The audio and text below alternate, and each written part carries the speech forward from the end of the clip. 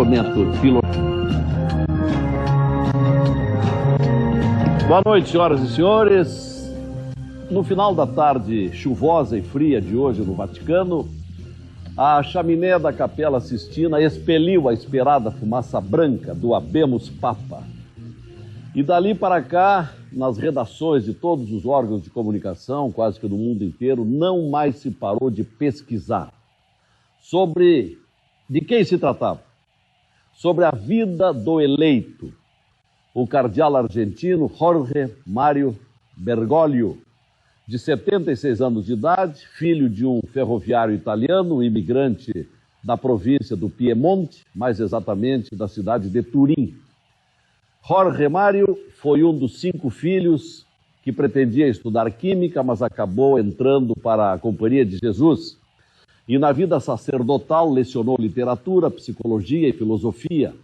Foi provincial dos jesuítas na Argentina, sendo que aos 44 anos de idade foi reitor do seminário onde se formou, e era a plena época do duro regime militar argentino. As informações que buscamos estão no trabalho do jornalista americano e respeitado vaticanista John Allen Jr., colaborador da televisão CNN e autor de vários livros sobre a Igreja Católica, inclusive 2 biografias de Bento XVI, além de 2 obras traduzidas para o português, Opus Dei, Mitos e Realidade, em 2005, e, um pouco antes, em 2002, Conclave. Por que se invoca aqui o nome deste jornalista vaticanista americano John Allen Jr.? Ora, porque em artigo recente, agora do dia 10, ele via grandes possibilidades do cardeal argentino ser o eleito Papa, com o argumento de que já teria sido muito bem votado em 2005. O novo Papa, que passa a ser chamado de Papa Francisco, e já por aí começa a conquistar muita simpatia pelo que Francisco, o nome Francisco representa para o cristianismo, em termos de simplicidade, rejeição ao luxo, enquanto em Buenos Aires era um religioso visto com frequência no transporte público, torcedor e sócio do São Lourenço de Almagro, tradicional clube do futebol portenho, mas inflexível com a moral sexual, pelo que relata o vaticanista. E no ano de 2007, no encontro do episcopado latino-americano, chamou de pecado social a injusta distribuição de renda no que denominou de parte mais desigual do mundo, o ambiente em que se vivia e vive na América Latina. Muito se poderia recapitular aqui a respeito das pesquisas deste religioso que agora assume a liderança da Igreja Católica. Mas nós vamos deixar essa tarefa para os nossos convidados, todos muito bem preparados, porque afinal é o assunto do dia, o assunto da semana e um dos grandes assuntos do ano. É o tema de hoje. Habemus Papa.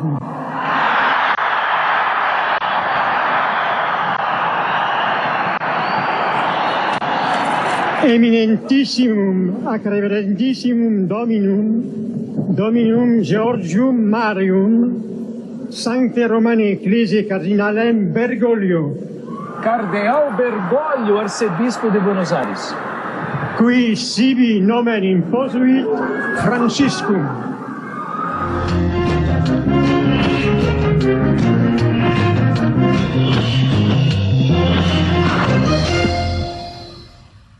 São convidados no nosso programa Conversas Cruzadas o professor na Escola Superior de Teologia e Espiritualidade Franciscana, Frei Adelino Piloneto, o professor de Teologia na EST de São Leopoldo e pastor da Igreja Evangélica de Confessão Luterana no Brasil, Rudolf von Sinner, o padre jesuíta e diretor da livraria Padre Reus, Atílio Hartmann, e o filósofo argentino, professor na Unicinos, Alfredo Culeton.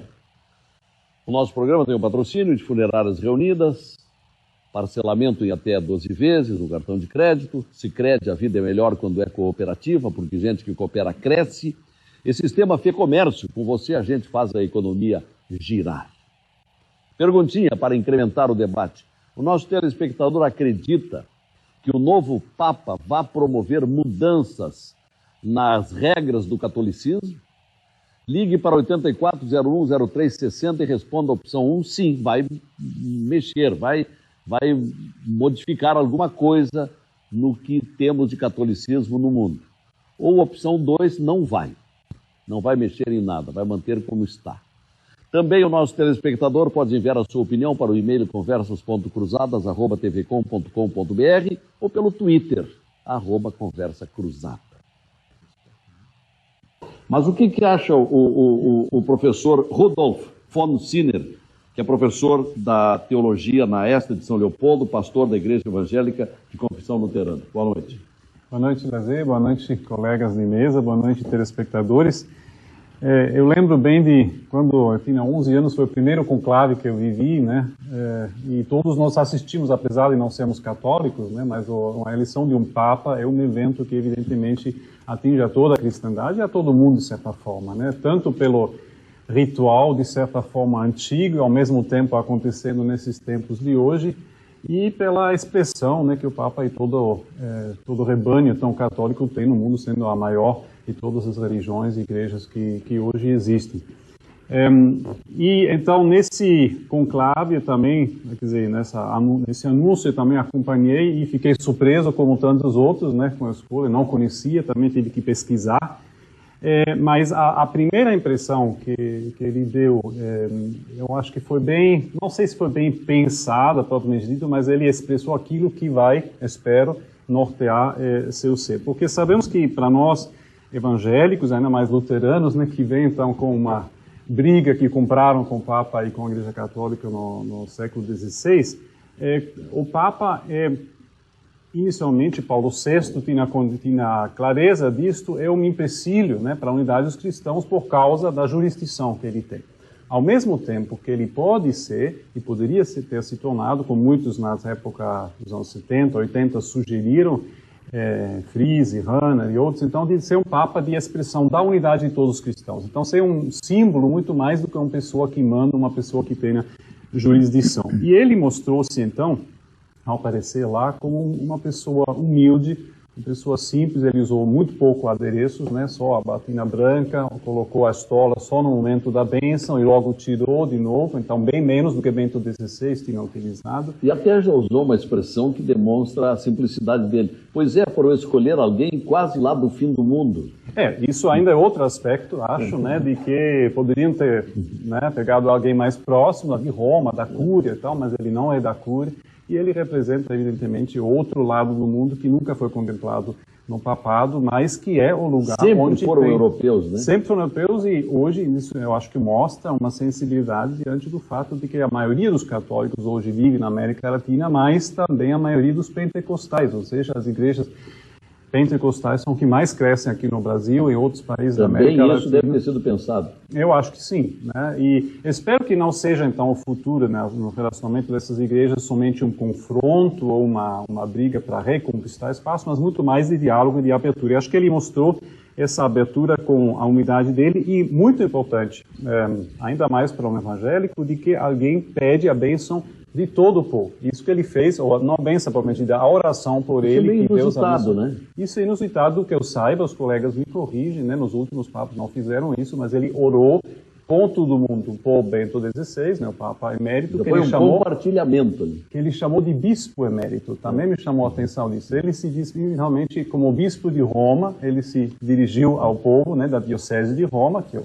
título mais tradicional do Papa, e ele falou então também do Bispo Emérito Bento XVI, que pode mostrar de que ele também está disposto a se entender mais num conjunto colegial, né, do que como sucessor de Pedro, chefe de toda a igreja. Então, se esse foi um sinal, então, que ele deu, daí eu acho que também para evangélicos e para Conselho Mundial de Igrejas, por exemplo, que trabalham em comparação com a Igreja Católica, com teólogos católicos principalmente, que isso vai ser um sinal bem interessante de uma abertura ecumênica. Estamos voltando com o nosso Conversas Cruzadas, que hoje não poderia focar outro tema que não fosse a eleição do novo Papa, que atraiu milhares e milhares de olhares, milhões de olhares, para a Capela Sistina na tarde de hoje, noite já, início de noite na Itália.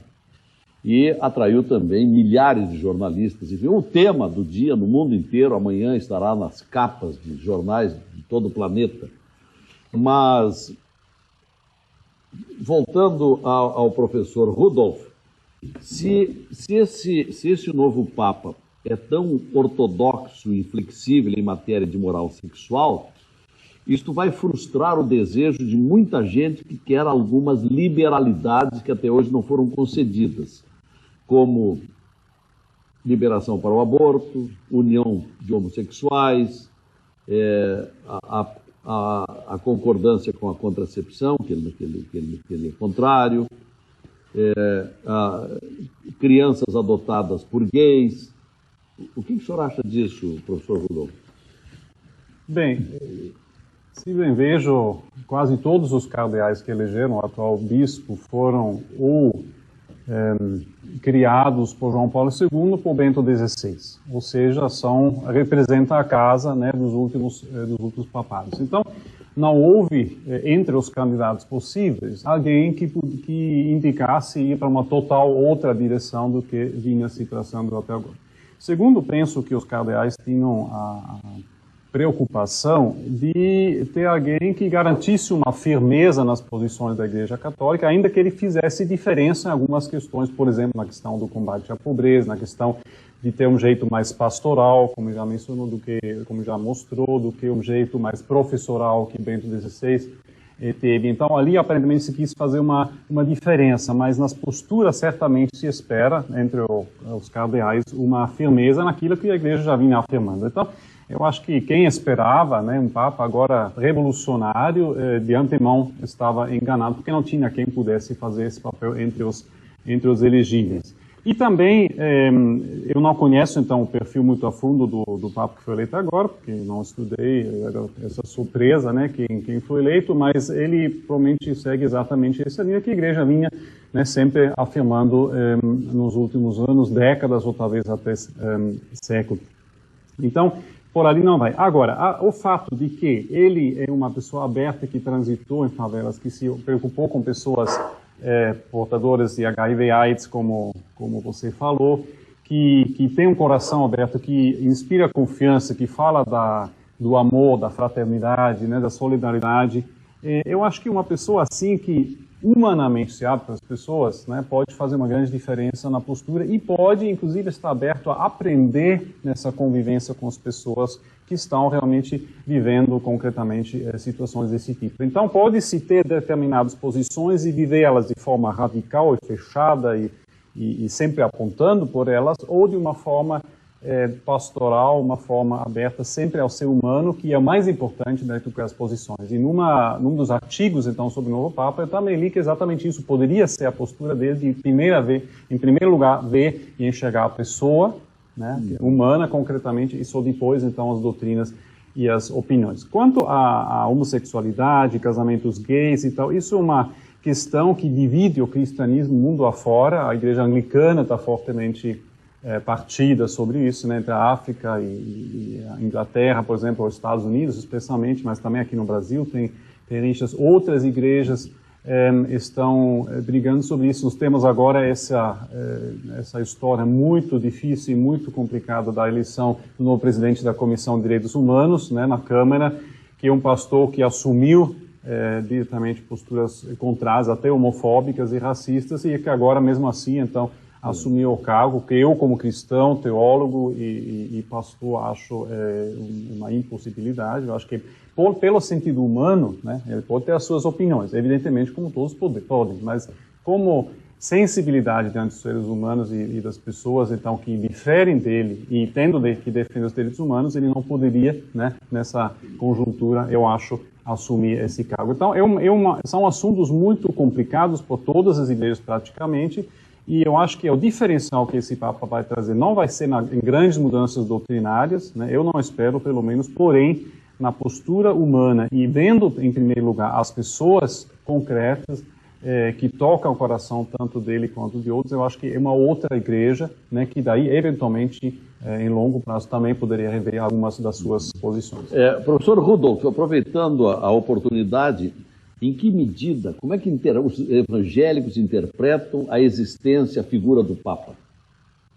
Pois é, eu disse um pouquinho no início, né, de que pode até ser uma figura interessante quanto represente de fato a unidade dos cristãos, como símbolo, seria pensável, né, ter uma figura de Papa, mas institucionalmente, como um chefe de igreja, né, não cabe na eclesiologia evangélica, porque ela se constrói a partir dos fiéis, de baixo para cima, e não numa pirâmide, né, hierárquica. Então, nesse sentido, e como disse Paulo VI mesmo admitiu, que ele sabia, tinha consciência de que o Papa, como figura de jurisdição, era o grande entrave ao ecumenismo, e assim até hoje, infelizmente, permaneceu, né? Então, se dá para rediscutir agora, vamos ver, né? Mas, de qualquer forma, esse é o grande entrave, né? Mas isso não impede, naturalmente, que haja uma colaboração em muitos níveis. Já falei do Conselho Mundial de Igrejas, né, que vai ter sua 10ª Assembleia agora em novembro, na Coreia, né, com participação de observadores católicos, terem, por outro lado, no segundo Concílio Vaticano, observadores evangélicos. Então já tem uma trajetória em muitos lugares que dá para retomar e que, dependendo dos fiéis que se reúnem, se encontram, e dos teólogos, também pastores e bispos, acho que tem um potencial bastante forte, apesar talvez, ou agora talvez com o Papa. Pois não. No debate do tema sobre o novo Papa, vamos verificar qual for a resposta dos nossos telespectadores, da nossa pesquisa interativa, se acreditam que vai o Papa mudar alguma coisa. 47% achando que sim, 53% achando que não. Professor Rudolf von Sinner. Um grande teólogo evangélico do século passado dizia que sempre tem que andar com o evangelho em uma mão e com o jornal na outra. Então, eu desejo ao Papa que ele possa sempre ter esse olhar novo e profundo ao evangelho e também à realidade concreta, e na base dessas duas também enfrentar questões difíceis como é a sexualidade humana. Muito obrigado aos senhores que vieram aqui valorizar o nosso debate de hoje, que não poderia ser outro a não ser sobre a eleição do novo Papa. Senhores Rudolf von Sinner, Alfredo Culeton, Padre Atílio Hartmann, Frei Adelino Piloneto. Este programa será reprisado amanhã de manhã, às 9h15 da manhã. Amanhã, às 10 da noite, tem mais Conversas Cruzadas. E vem aí a nossa colega Gabriela Duarte, trazendo o Jornal TV Com. Boa noite.